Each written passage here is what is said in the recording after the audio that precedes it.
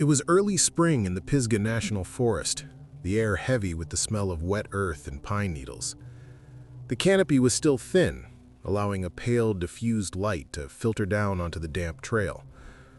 I was alone, which was exactly what I wanted. I needed the silence, the deep, overwhelming quiet that only mountain wilderness provides. I had packed lightly, wearing several thin layers to combat the morning chill.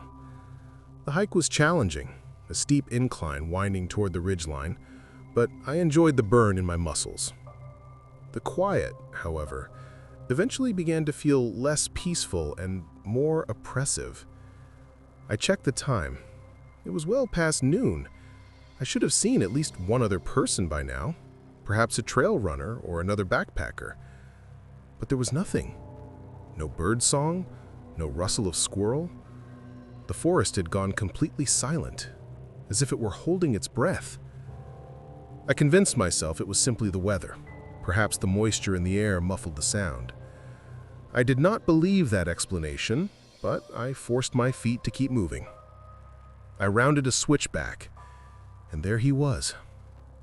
He was standing perfectly still, perhaps 20 yards ahead of me, just off the main path, partially obscured by a thick rhododendron bush. He was tall, but not overly large, and he wore clothing that was entirely inappropriate for hiking. A dark, heavy wool coat that looked waterlogged, and black leather boots that were polished despite the mud on the trail. He was not carrying a backpack, nor did he have a water bottle or hiking pole. He simply stood. He was facing the trees, his back to me. I thought at first he was observing something, perhaps a deer or an unusual mushroom. I cleared my throat, intending to say a simple, "Hello," and walk past quickly. "Excuse me?" I said. My voice sounded thin and entirely too loud in the sudden stillness. He did not move. He did not even flinch. I walked a few paces closer, feeling a prickle of unease crawl up my neck. I was about 10 yards away now. "Hello?" I repeated, more hesitantly this time. Slowly, deliberately, he turned his head, pivoting at the neck like a mannequin. His body remained fixed, aimed toward the woods. His face was the most unsettling thing I have ever seen. It was too pale, the skin stretched taut over sharp cheekbones. His eyes were wide and an unnatural shade of light green, staring directly at me without blinking. They were the eyes of someone who was profoundly lost, or perhaps profoundly uninterested in the world around him.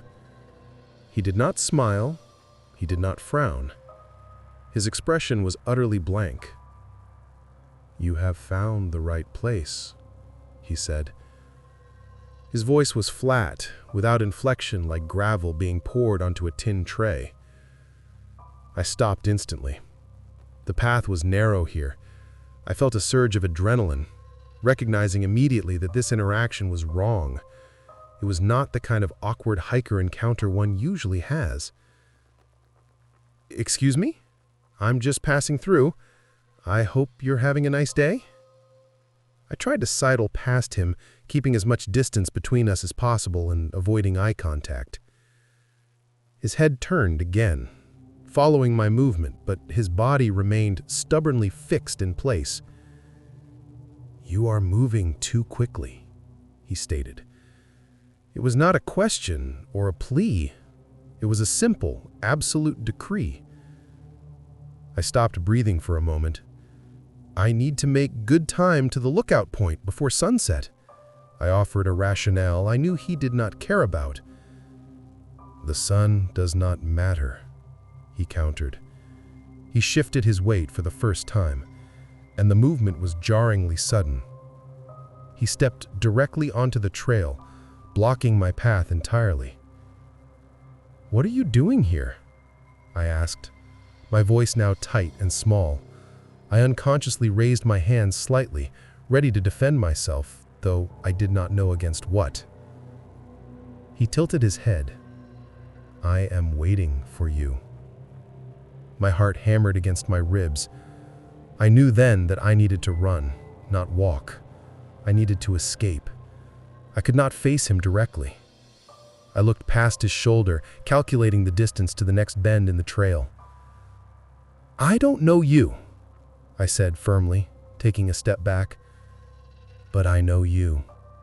And he replied, and for the first time his mouth moved in something that might have been a smile, but it was just a slight stretching of the lips that did not reach his eyes. It was ghastly. "Your name is Sarah. You live near Asheville. You decided today was a good day to clear your head." My blood went cold. Everything I felt was fear, raw and immediate. He knew too much. I did not wait for him to finish. I turned and bolted, scrambling back the way I had come.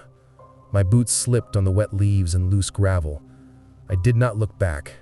I heard the scuff of leather on stone behind me, a sound that was far too fast, far too close. He was running. I knew he was running. I pumped my arms, ignoring the burning in my legs and the sharp, painful catches in my breath. "Just get to the main road, Sarah. Just keep moving." I flew past the switchback where I had first seen him. The trail was steeper here, and I used the gravity to my advantage, plunging downward recklessly. The noise of his pursuit stopped as suddenly as it began. 1 second I heard the rapid, heavy tread of the black boots, and the next, there was only the frantic pounding of my own pulse. I hesitated, wanting to believe I had lost him, but terrified that stopping would be a fatal mistake. I risked a glance over my shoulder. The trail behind me was empty. The forest was still silent. I kept running for another full minute until the steepness leveled out and my lungs felt as if they would burst. I finally collapsed against a thick oak tree, sliding down the wet bark until I was sitting on the cold earth, weeping and gasping for air. When I finally stood up, my entire body was shaking. I checked my phone. No signal, of course. I hiked the remaining mile to the parking lot at a half-run, half-stumble, never once taking my eyes off the trees around me. I drove out of the Pisgah National Forest and did not stop until I was well into the populated area of the highway. I do not know who that man was. I do not know why he was there or how he knew my name, but I know that his presence was a violation. An unnatural silence in a place that should have been wild and loud. I never went back to that trail. I believe that place is his, and I believe he is still standing there waiting for the next person who seeks quiet solitude. It is a memory that I cannot shake, the memory of that unnatural stillness and the terrifying knowledge that he was waiting. I am certain I will never forget it.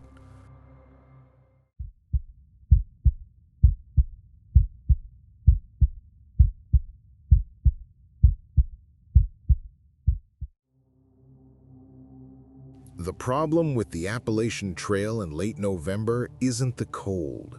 Mark and I, being idiots in our early 30s who still thought we were invincible, had the gear for that. The problem is the sheer, uncompromising death of the light. Mark, my best friend since 5th grade, was ahead of me. His shadow, a long, skinny cartoon figure stretching over the carpet of dead leaves. He was whistling some terrible 90s rock tune, oblivious to the world around him. I was the one constantly checking my watch, the one whose stomach felt like a knot tightening with every degree the sun dipped toward the jagged black outline of the ridge. "We should have hit the shelter an hour ago, man," I called out, my voice sounding thin against the vast silence of the woods. Mark stopped, turning back with that exasperated grin he's perfected over 2 decades. "Relax, Jace. It's maybe 2 more miles. We pushed the pace, set up in the dark. Adventure, remember?" "This isn't an adventure, it's hypothermia roulette," I muttered, kicking a pile of brown oak leaves. The sound was loud, a dry, crackling rush that always sounded like someone was running up behind you, no matter how careful you were. It was 5:30 p.m., but under the canopy of skeletal branches, it was already a premature twilight. The air was frigid, the kind of cold that doesn't just bite your skin, but sinks into your bones, chilling your marrow.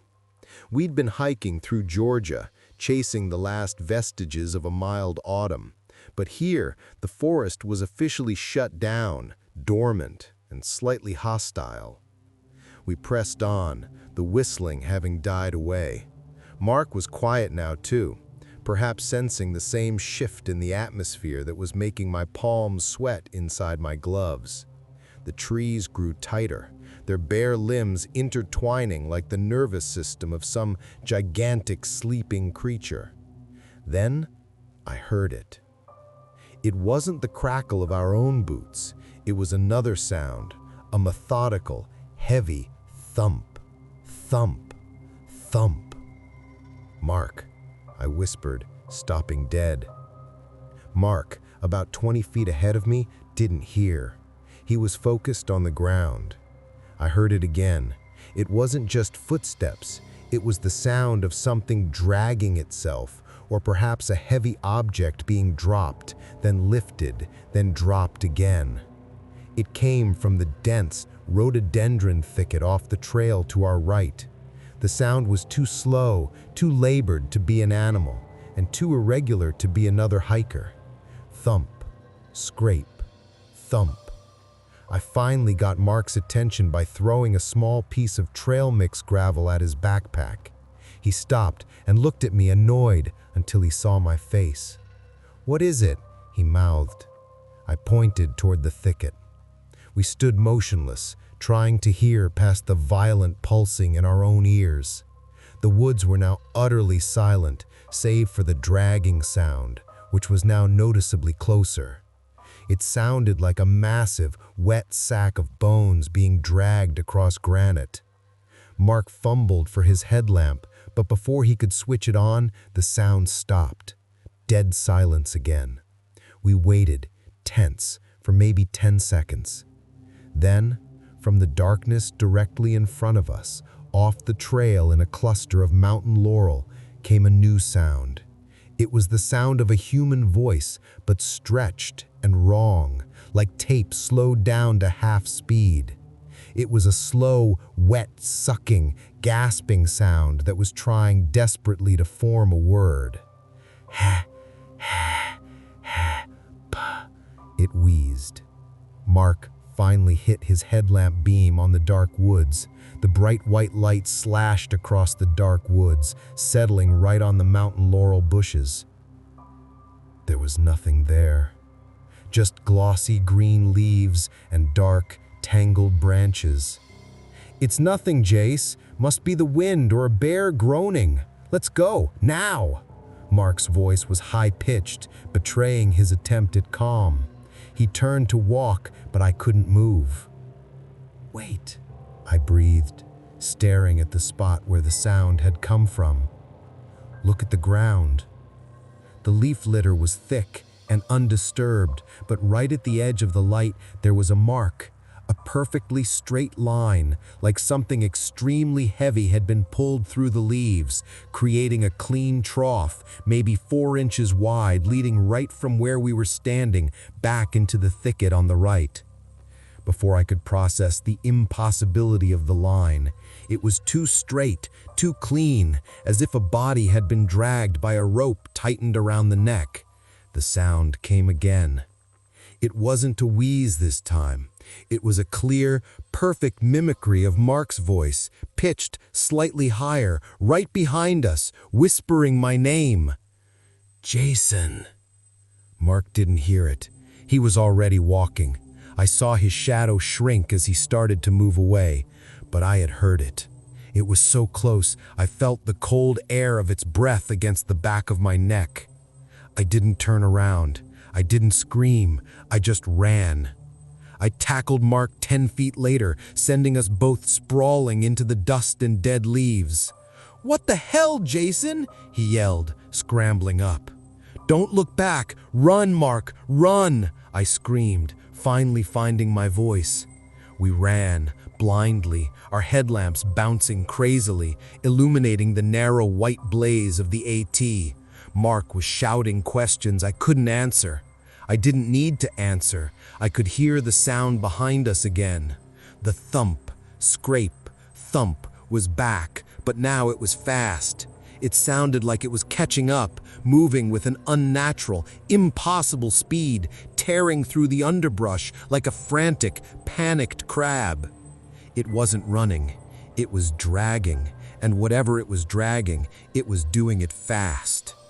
We ran for maybe 10 minutes, non-stop, until we reached the glorious, ramshackle site of the shelter, its lean-to roof a beacon of safety. We dove inside, slamming the wooden door shut and latching the heavy iron hook. We spent the night huddled together, listening to the woods.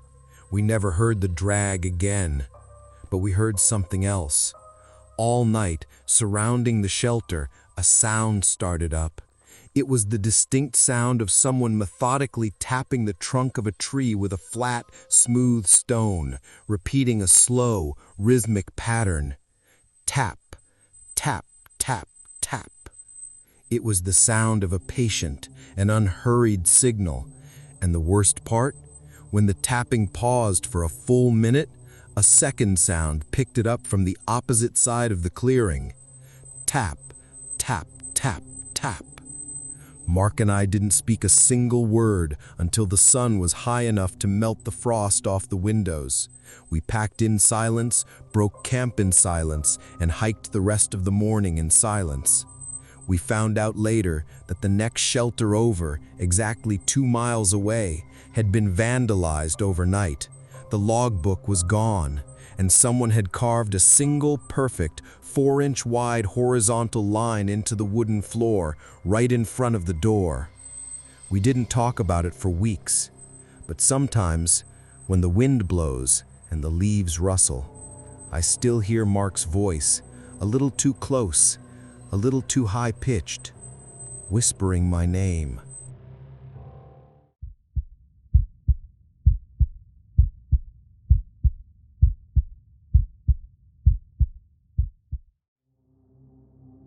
The Pacific Crest Trail in early fall is a world carved in gold and bronze.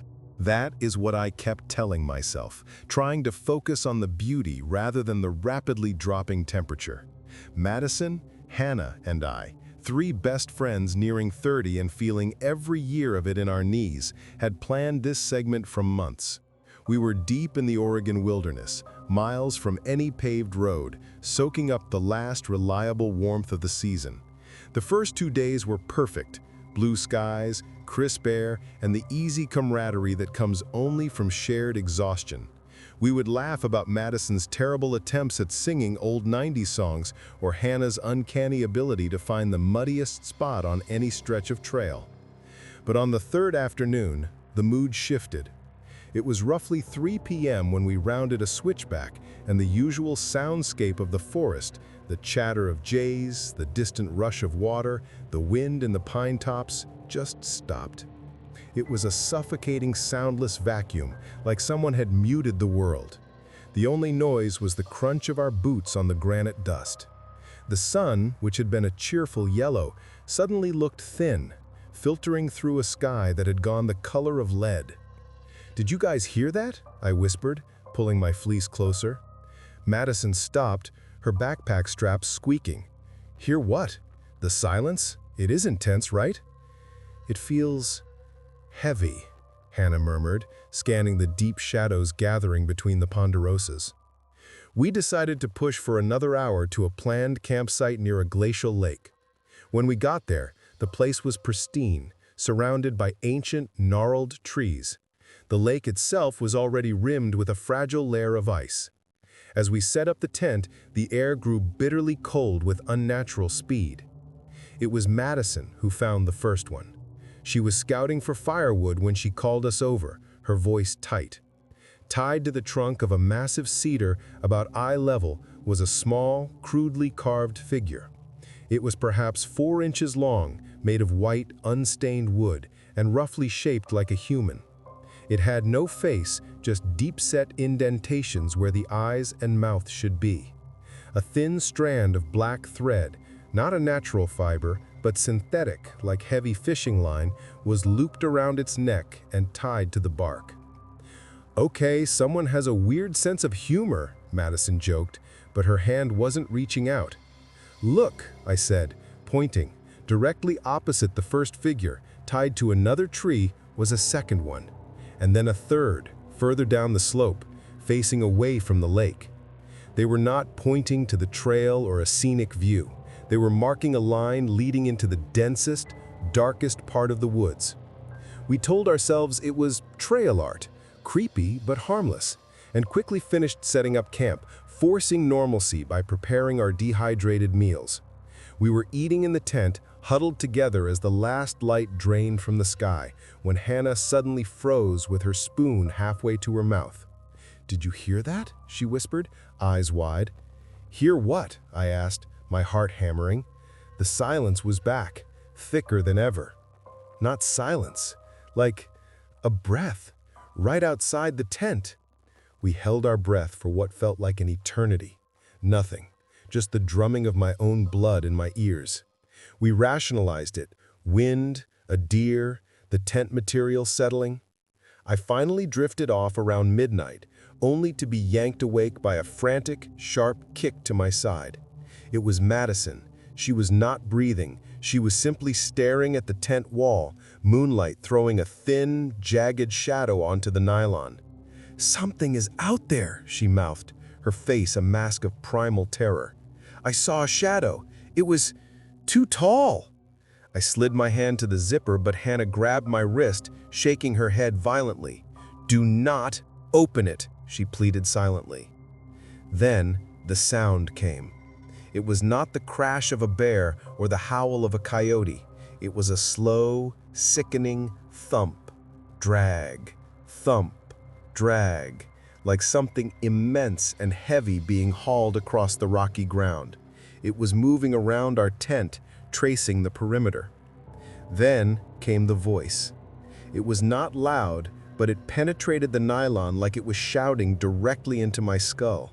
It was a guttural, wet whisper, devoid of accent or rhythm, and it was chanting our names. Lie, mad, son, han, It sounded wrong. The syllables were stretched and distorted, like our names were being spoken by something without a tongue or a throat. The rhythm of the dragging stopped directly at the tent flap. The whispers ceased. Pure, blind panic took over. Hannah scrambled for the emergency whistle, Madison fumbled for her headlamp, and I, seizing a trekking pole, ripped the zipper open and lunged out. The frigid air hit me, a shock that momentarily cleared my head. I looked out, and there was nothing. The forest was dark, still, and silent again. But the air reeked of something metallic and rotten, like old meat and rust. I screamed, "Go, now!" We did not bother with packs or gear, just our boots and the clothes on our backs. We ran blindly back the way we came, ignoring the established trail, running through the thick underbrush. We burst onto the PCT about 50 yards later, running down the path by the harsh beam of Madison's headlamp. Then I saw them, the line of little carved figures. They were still there, tied to the trees, but now every single one of their faceless wooden heads had been turned. Every single effigy was facing the direction we were running, seeming to watch us flee. I did not stop to look again. We ran until the exhaustion turned our legs to rubber and our lungs burned like fire, finally collapsing only when the first sickly gray light of dawn broke through the eastern peaks. We never spoke of what it was, only that it was gone, and we were alive. We hiked 15 miles to the nearest trailhead and hitchhiked out. The wilderness had always been our refuge, but now, when I close my eyes, I still hear the dragging sound and that horrible, distorted whisper. The quiet parts of the forest will never feel safe again.